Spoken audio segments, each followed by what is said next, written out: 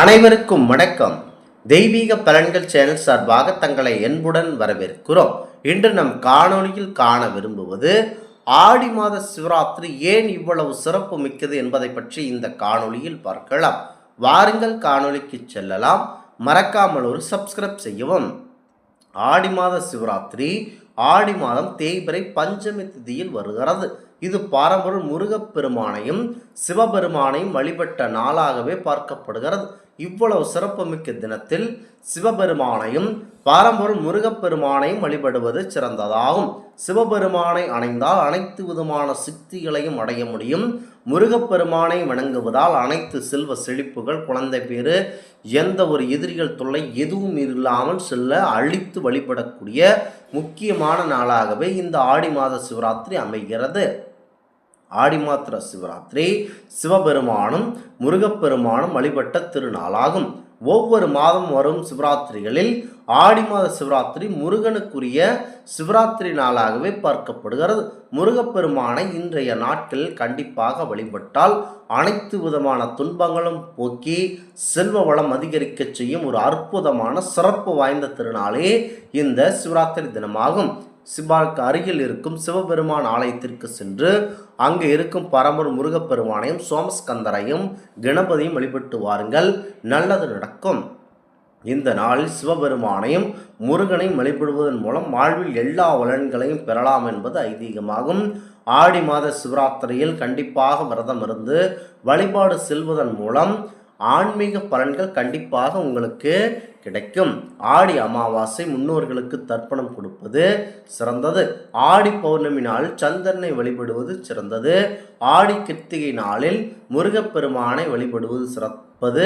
அதே மாதிரியாகத்தான் பரம்பொருள் சிவபெருமானை ஆடி மாத மகா சிவராத்திரி இந்த நாட்களில் வழிபடுவது சாலச் சிறந்ததாகவே பார்க்கப்படுகிறது. முருகப்பெருமானையும் சிவபெருமானையும் வழிபட ஏற்ற நாளாகும். மாத சிவராத்திரியின் மகிமை சிவபெருமான் நந்திக்கு சொன்னதாகவும் நந்தி மற்றவர்களுக்கு சொன்னதாகவும் புராணங்கள் சொல்கின்றன. மாத சிவராத்திரி விரதங்கள் குறித்து மாத சிவராத்திரி விரத கல்பம் எனும் நூலில் கண்டிப்பாக சொல்லப்படுகிறது. முக்கியமாக ஆடி மாதம் தேய்பிறை பஞ்சமி சிவராத்திரி முருகப்பெருமானால் வழிபட்டதாகும். கண்டிப்பாக இன்றைய நாளில் முருகப்பெருமானை வழிபடுவது சாலச் சிறந்ததாகவே இருக்கிறது. ஒவ்வொரு சிவராத்திரியும் ஒவ்வொரு சிறப்புகளை கொண்டதாக இருக்கிறது. அந்த வகையில் ஆடி மாத சிவராத்திரி என்றாலேயே அது பரம்பொருள் முருகப்பெருமான் அவர்கள் பக்தியில் மிச்சி பரம்பொருள் சிவபெருமானை வழிபட்ட நாளாகவே பார்க்கப்படுகிறது. சிவராத்திரி என்றாலேயே ஒவ்வொரு மாதமும் தேய்பிறை பஞ்சமியில் வருகிறது. இது அமாவாசைக்கு மிக முக்கிய நாட்களுக்கு முன்னால் வருவதால் இது சிறப்பு வாய்ந்தவையாகவே இருக்கிறது.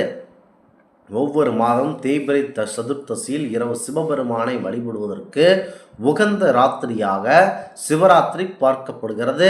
சிவராத்திரியில் பல இருந்தாலும் இந்த ஆடி மாதத்தில் கிருஷ்ணபட்சத்தில் வரும் புண்ணிய தினமே இந்த சிவராத்திரி ஆகும்.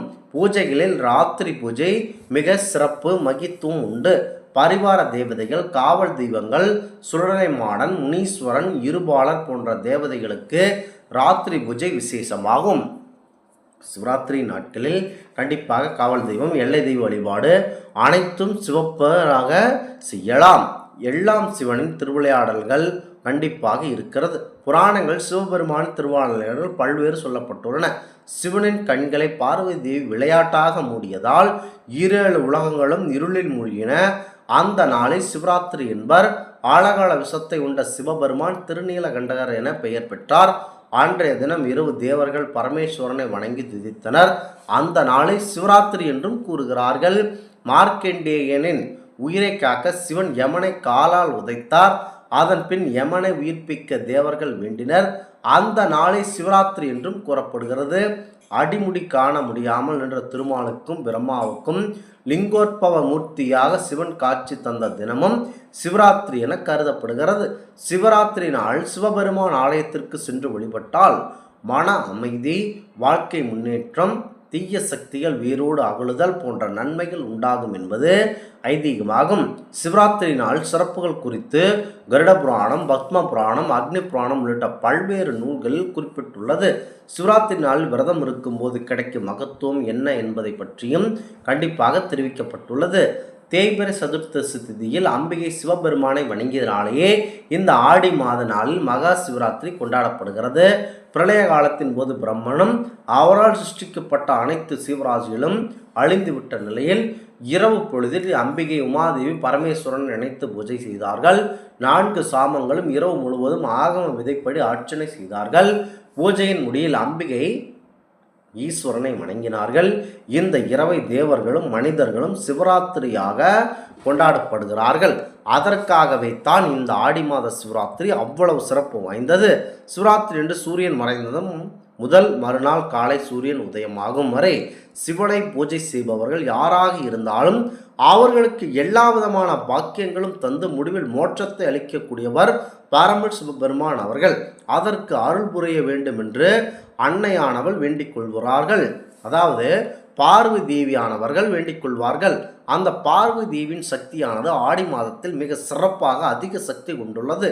அப்படி ஆகட்டும் என சிவபெருமானும் அருள் புரிந்தார்கள். அந்த இரவே சிவராத்திரி என வழங்கப்பட்டது அனைவராலும். பகல் பொழுது பரமேஸ்வரனுக்கும் இரவு பொழுது அம்பிகையின் உமாதேவிக்கும் உரியது என்பது நிச்சயம். ஆனால் சிவராத்திரி என்பது அம்பாளின் வேண்டுதலின்படி கொண்டாடப்படுவதால் அது சிவனுக்கு உரியதாயிற்று. சிவராத்திரி நாள் பக்தர்கள் கடைபிடிக்க வேண்டிய விரத முறைகள் உள்ளன. சிவராத்திரி விரதம் இருப்பதால் நமது பாவங்கள் நம்மை விட்டு நீங்கும்.